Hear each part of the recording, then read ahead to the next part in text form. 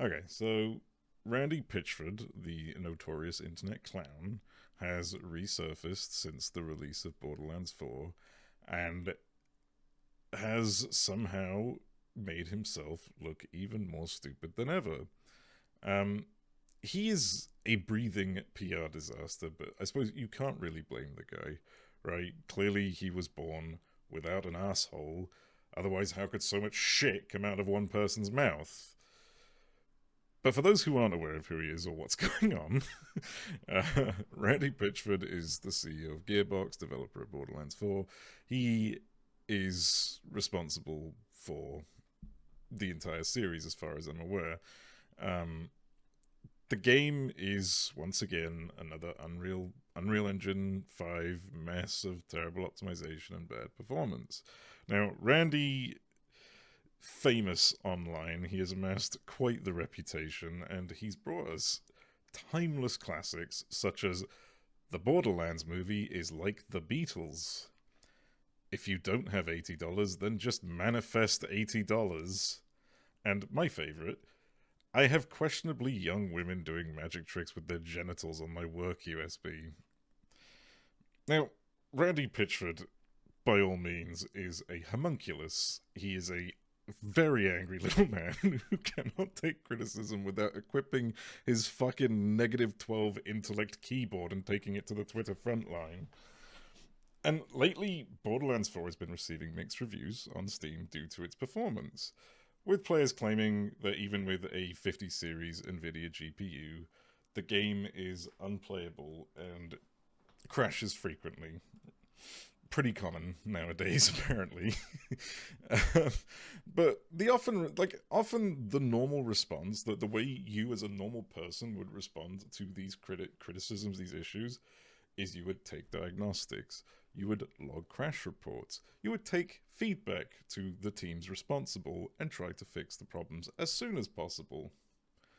Well, Randy, in his infinitely small-dicked wisdom, basically said, "No, bitch, you're the problem." And I'll just go ahead and read this. He says, "I know a lot of you are dead set on playing at 4K with ultra max settings and using 2 or 3 year old hardware." This is a funny one, but anyways, we'll get back to that in a second. "You do you, but Borderlands 4 and Unreal Engine 5 are doing a lot for me for that trade-off for frames isn't worth it. I play at 1440p with settings super high and am super happy with that trade-off. The game looks amazing at 1440p. If you're not 4K stubborn and just want to have a great fun time with higher performance, please consider running at 1440p resolution. If you've got a beast of a video card, you're probably fine at 4K. But if you're in the middle or close to min spec, I would definitely recommend making that trade." Now, I haven't played Borderlands 4, which I will get into why, like, later in the video. But I cannot understand the graphical change from the previous games to this one. The differences are they're so minuscule, at least from what I can see. You know, we're talking about a cel-shaded game that looks a bit more cel-shadier. I just don't understand why you would sacrifice this much of the game's performance for something that doesn't even look like it's made any major leaps in graphics. But secondly, and this is what I was referring to earlier with the 2 to 3 year olds system, the problems don't fully lie with minimum recommended or high specs. The entire spectrum is experiencing problems.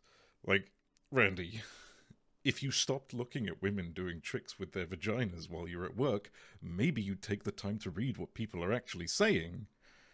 Now, I just want to point out that the recommended specs are a 3080, a GPU that is 5 years old tomorrow, I think, if I release this video today, that is, and a CPU that is 4 years old. Now, often when you read the recommended specs, at least from the way I tend to sort of interpret it, is you can assume that you can play at mid to high settings when it's recommended, but people can't even do that on a 50 series. You know, the problem, at least to me, doesn't seem to be a specific issue with, it's not a simple case of low system specs or high system specs, low performance, high performance. It's clear that there is something else wrong that they are just ignoring. But anyways, Randy, if you really want to gotcha the critics, why not go over your diagnostics data? Surely you, of all people, aren't above tracking user data in your fucking games. So why not just say, hey, we noticed a lot of people are playing below the required specs, and show it instead of accusing people of maxing out with minimum requirements. But anyways, moving on, the lobotomite creature immediately turns away from his previous comment to clap back at the criticism with a zinger that no one saw coming.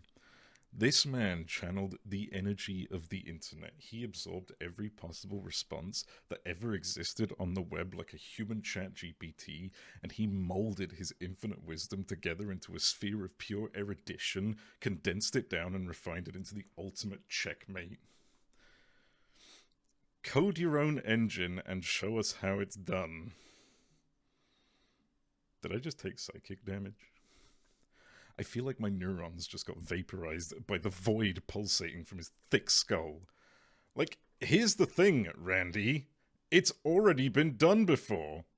Black Myth Wukong used Unreal 5, looks better than Borderlands 4, like, very easily, and is playable for £50. The Finals uses Unreal 5, looks better than Borderlands 4, very playable if you look at the specs, free. Expedition 33 uses Unreal Engine 5, one of the most beautiful games out there at the moment, and is incredibly playable at £42. But then we have Borderlands 4, uses the same engine as the previous three, looking like its 6-year-old predecessor, and it is incredibly unplayable at £60. Now, he does give the old slash sarcasm at the end, but we all know that he's so fucking butthurt and pathetic that he's most likely not being sarcastic. Speculation. Because this came off a thread where he may have been... So he did seem to be genuinely trying to help for a bit. Like, it came off a thread where he was trying to provide some feedback for players from what I can see in the thread, but none of the advice that he gave helped, at least based on what people's responses were to this. Maybe people are being a bit sour, I don't know, but, it's what led to his wonderful quote, effectively. All I can say is get off Twitter and fix your game, man. Like, if you want to charge top dollar for a product, provide quality, provide a good experience, provide a customer service befitting the price tag. Like, I feel really bad for the actual devs of the game, a lot of which were probably fired last year during the mass layoffs at Gearbox, but also the ones who are, like, having to put out the fires for this fucking elbow-licking goblin. There are seemingly some devs in the review section trying to take feedback for the issues right now. Like, you can look through the reviews, the negative reviews, and the devs are responding. Meanwhile, this mentally devoid crepuscular goon is just stomping around and smashing everything to pieces. But anyways, I want to move on to a broader topic regarding the price of games. This is something that a lot of people have spoken about in the last few months, especially with all the inflation going on and, everyone saying this is the new industry standard. But my point is, I would normally buy games like this, something like Borderlands 4, like something trashy, even against my better judgment, if the price was at least reasonable. Like, all the publishers out there are just crying about inflation this and inflation that.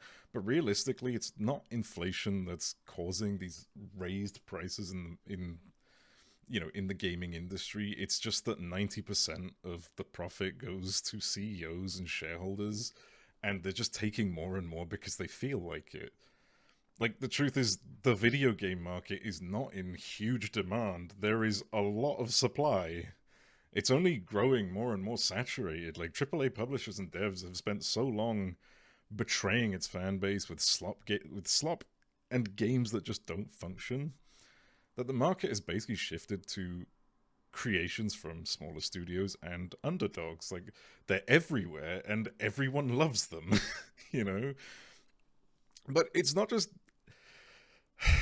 just because indies and like these underdog companies are providing better content. It's that they also provide reasonable costs that match the market demand. Like, indie and small devs want their games to have replay value. You know, these are gamers themselves. They want to make a game that they would play. You know, which means you'll spend more time playing their games, and they're really easy to financially access. So you spend less, you play more, and they're everywhere. Yet AAA studios, like, their response to the current market as it stands is, we need to raise the price because we're not getting enough sales. We need to fire staff. We need to attack customers on Twitter. Like, what? What?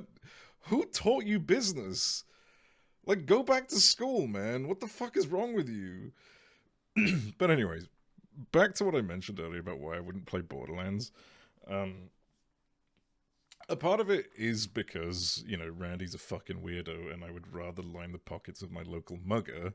But the sentiment is more broad and it is regarding the price topic. You know, like, I don't really agree that the price of games should be inflating in this current atmosphere that we're in, this current climate that we're in right now. You know, we've seen evidence that AAA studios just don't know how to handle money and manage their companies, and they just put the blame onto us.